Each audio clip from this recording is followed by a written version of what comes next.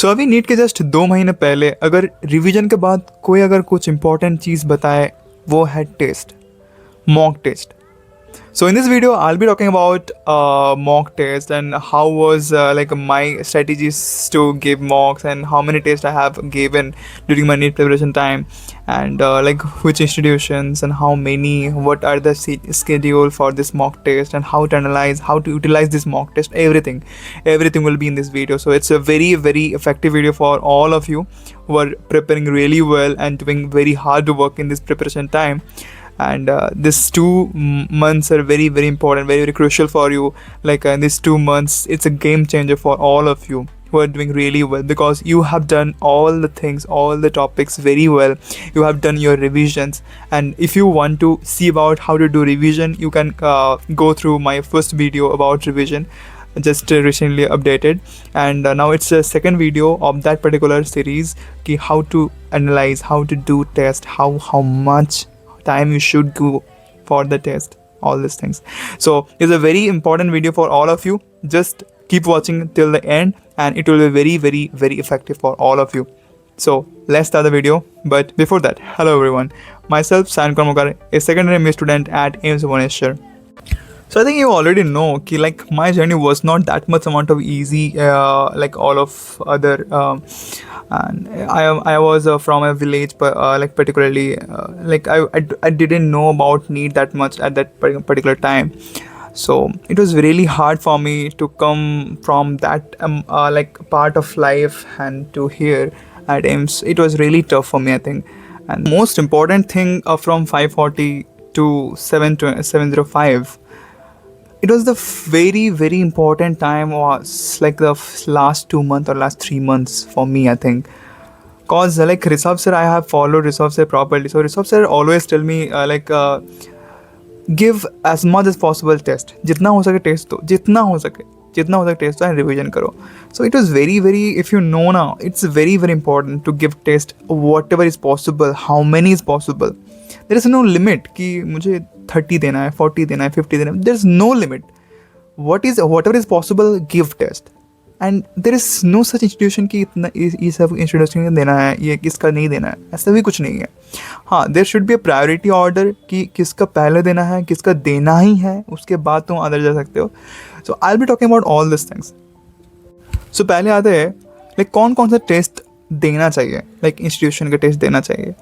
सो मैं प्रेफर करूँगा first of all Aakash का AITS and FTS final test series is very important for NEET. Then PW real test, यकीन वाला test या फिर कोई भी टेस्ट हो जो अच्छा चल रहा है, PW test. Then Alen is like more harder, more tough, more lengthier. So it's also good like for nowadays question paper. It's very good. But thing is, it's somewhat irrelevant in particular time, particular aspect. So Akash, PW and Alen must. Except these three, you can go for any other. Like research sir के भी बहुत सारे test होता है, या फिर कोई NEET prep का होता है, बहुत सारे. मैं कोई प्रमोशन नहीं कर रहा हूँ, बट जितना भी टेस्ट इन तीनों Aakash, PW, Alen is must. Then इसके बाद तुम जो भी टेस्ट दे रहे हो सारे इंपॉर्टेंट है. टेस्ट इस ऐसा नहीं है कि इसका इंपॉर्टेंट है, इसका अच्छा नहीं है. जितना भी मिल रहा है टेस्ट दे सकते हो, कोई लिमिट नहीं है. नाउ कैसे देना है, कितना फ्रिक्वेंटली देना है. ना इसके लिए मैं पहली बार बोल रहा हूँ, जो सिलेबस ख़त्म कर चुका है ना, तो एक बार पहला फुल सिलेबस रिवीजन कर लो. And this full syllabus revision तुम ऐसे भी कर सकते हो. फुल सिलेबस रिवीजन कर रहे हो, जो टॉपिक तुम कर रहे हो डेली बेसिस पे, उस टॉपिक पर जो पार्ट टेस्ट होगा ना, उसका एक टेस्ट दे दो. तो वो पर्टिकुलर टॉपिक में रिवीजन भी हो गया, उसका पर टेस्ट भी दे दिया. तो ये बहुत ज़्यादा इफेक्टिव है अगर तुम दे सकते हो, अगर पॉसिबल है तो ऐसे करके फुल सिलेबस रिवीजन एक बार करो एंड उसके बाद ही तुम फुल सिलेबस टेस्ट स्टार्ट करना. देखना बहुत ज़्यादा इम्प्रूव होगा. एंड अगर तुम पहली बार फुल सिलेबस रिवीजन करने के बाद फुल टेस्ट दे रहे हो, उसके बाद तुम रिवीजन करते जाओ एंड टेस्ट देते जाओ, कोई इशू नहीं है. बट एक बार पहला फुल रिवीजन होना चाहिए एंड उसके बाद तुम फुल सिलेबस टेस्ट स्टार्ट करो. एंड रही बात की frequency, you can go for daily test, 1-2 like 2 days. It also can be done. And also if you are feeling really like a need for the revision more than the test, then you can just go for like 3 or 4 tests per week. It also very good like for the March के महीने में. But in the April, you should go for every day test. Like मैं तो अप्रैल में ऐसे भी हुआ है, कभी कभी 2, कभी कभी 3 टेस्ट पर डे दिया हो, बिकॉज मेरा टारगेट था कि 2 घंटे के अंदर ख़त्म करना है टेस्ट. 3 घंटा 20 मिनट था, तब मैं ट्राई करता 2 घंटा या फिर 2.5 घंटे में ख़त्म करने के लिए. सो इतना ही प्रैक्टिस करना है कि टेस्ट में वहाँ पे नीट में जाके टाइम की कमी मत हो, क्योंकि मुझे जो सेकेंड अटेम्प्ट में बहुत ज़्यादा प्रॉब्लम हुआ था वो टाइम नहीं मिला था मुझे. सो मुझे वो करना ही था कि मुझे इस बार टाइम का कमी नहीं होना चाहिए. सो मैं हर एक टेस्ट ट्राई करता था 2 घंटे या 2.5 घंटे में कंप्लीट करने के लिए. सो ये ट्राई करना कि टाइम तुम्हारे 3 घंटा हो या ना हो, but thing is you have to try to finish it within 2:30. Now it's not finish, like to give test, how many frequently tests you're giving, it's not matter is analysis. If you're doing very well in test, then it's okay, no matter. Mock test का scores कुछ matter नहीं करता है, क्योंकि मैं बहुत सारे student friend को जानता हूँ जिनका मॉक टेस्ट में मेरे से भी बहुत अच्छा आता था, बट नीट में, so that does not matter actually. Mock test does not matter. तुम मॉक दे रहे हो किस लिए? ताकि तुम जो मिस्टेक्स हो रहे हैं उसको एनालिसिस करके उसको ठीक कर सकते हो. तुम्हारे जो वीक पॉइंट्स है उसको थोड़ा स्ट्रॉन्ग पॉइंट बना सकते हो. That's the point to give mock test. You have to remember all this time. So मैं पहले बहुत बार बोल चुका हूँ कि एक नोट एनालिसिस नोटबुक होना चाहिए. And if you are not doing at this period of time, you are basically really in trouble.